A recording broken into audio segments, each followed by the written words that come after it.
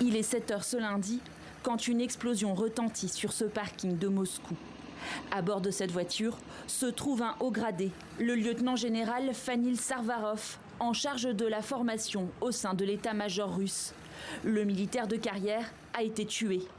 Ces dernières années, il avait participé aux principales opérations militaires du Kremlin. Tchétchénie d'abord, Syrie et puis Ukraine depuis 2022. Une guerre qui semblait au début lointaine, mais qui ce matin est venue se rappeler aux habitants de ce quartier résidentiel.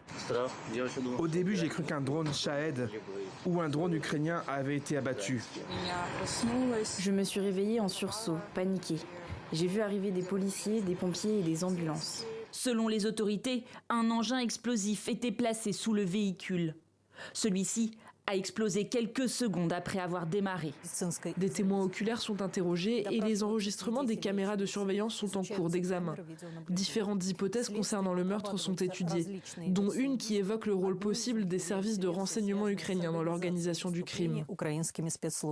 Ces dernières années, Kiev a revendiqué plusieurs assassinats de responsables et personnalités sur le territoire russe, tandis que des drones ukrainiens ciblent de plus en plus fréquemment la capitale.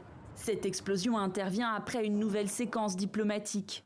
Ce week-end en Floride, les négociateurs ukrainiens et russes ont tour à tour rencontré les émissaires américains. Le représentant de Moscou, Kirill Dmitriev, évoque des échanges constructifs, mais jusqu'à présent, ces discussions n'ont connu aucune percée réelle.